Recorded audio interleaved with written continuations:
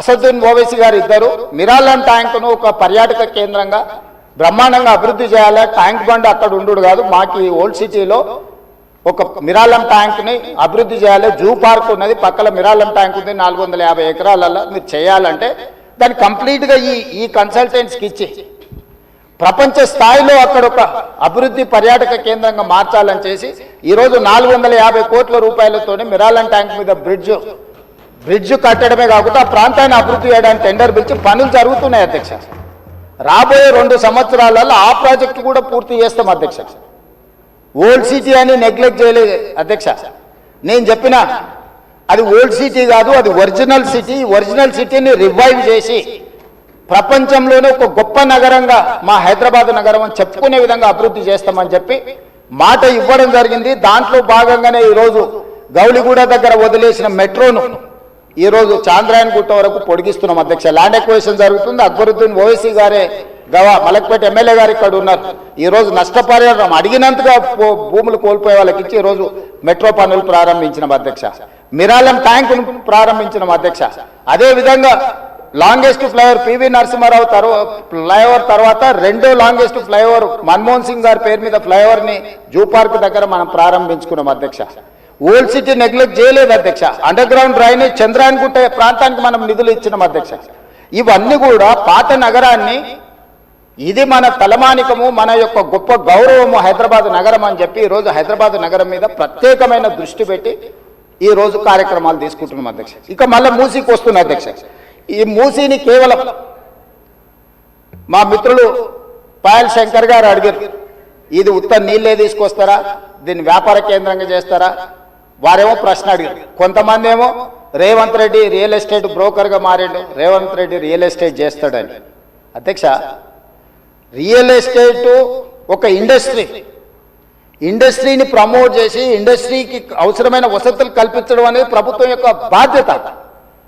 ఈ నగరం real estate విస్తరిస్తే పెట్టుబడులు వస్తాయి, పరిశ్రమలు వస్తే ఉద్యోగ ఉపాధి అవకాశాలు వస్తాయి. ఈరోజు ఎకానమీని మనం పెంచుకోవాలంటే, ఆర్థిక వ్యవస్థ బలోపేతం కావాలంటే, ఆ రోజు కూడా ఇట్లనే మాట్లాడిన డాక్టర్ వైఎస్ రాజశేఖర రెడ్డి గారు, అంతకంటే ముందు నేదురుమల్లి జనార్దన్ రెడ్డి గారు హైటెక్ సిటీకి మొట్టమొదటిసారి ఫౌండేషన్ స్టోన్ వేసినప్పుడు పి జనార్దన్ రెడ్డి గారు పట్టుబట్టి మొట్టమొదట ఫౌండేషన్ స్టోన్ హైటెక్ సిటీకి పడ్డది. పి జనార్దన్ రెడ్డి గారు ఎమ్మెల్యేగా ఉన్నప్పుడు, నేదురుమల్లి జనార్దన్ రెడ్డి ముఖ్యమంత్రి ఉన్నప్పుడు పివి నరసింహారావు గారు వచ్చి మొదట హైటెక్ సిటీకి శిలాఫలకం వేసింది వాళ్ళు. తర్వాత ఆగిపోయింది. ఆ తర్వాత చంద్రబాబు నాయుడు గారు వచ్చిన తర్వాత మళ్ళీ చంద్రబాబు నాయుడు గారు, అటల్ బిహారీ వాజ్పేయి గారు వచ్చి హైటెక్ సిటీ నిర్మాణం చేశారు. ఆ రోజు కూడా ఇదే ఆరోపణలు చేశారు అధ్యక్ష. ప్రభుత్వం రియల్ ఎస్టేట్ వ్యాపారం చేస్తుందా, ప్రభుత్వానికి ఏం పని ఉంది అని. కానీ ఇలా విస్తరించిన నగరం ఎక్కడొచ్చింది అధ్యక్ష? సైబరాబాద్ అని గొప్పగా ఎందుకు చెప్పుకుంటున్నాం? ఐటీ కంపెనీలు, ఫార్మా కంపెనీలు, global capability centres, data centres, ఇవన్నీ ఎక్కడి నుంచి వచ్చినాయి అధ్యక్ష? ఈరోజు ఫైనాన్షియల్ డిస్ట్రిక్ట్, నాలెడ్జ్ పార్క్లో ఎన్ని లక్షల మందికి ఉద్యోగాలు వచ్చినాయి అధ్యక్ష? ఈరోజు విస్తరించే నగరం అర్బనైజేషన్ అవుతుంది అధ్యక్ష. పట్టణ ప్రాంతాలు పెరుగుతున్నాయి, పట్టణీకరణ జరుగుతుంది. ఈరోజు 55% జనాభా పట్టణాలలో నివసిస్తున్నారు అధ్యక్ష. రాబోయే 20-25 ఏళ్లలో 75% మన పట్టణాల యొక్క జనాభా పెరుగుతుంది అధ్యక్ష. కేవలం ఔటర్ రింగ్ రోడ్ ఇన్సైడే 1,34,00,000 మంది ప్రజలు నివసిస్తున్నారు అధ్యక్ష. 3,78,00,000 తెలంగాణ జనాభా ఉంటే ఔటర్ రింగ్ రోడ్ ఇన్సైడ్ మాత్రమే 1,34,00,000 మంది నివసిస్తున్నారు అధ్యక్ష. అంటే ఇక్కడ మోర్ దాన్ 1/3.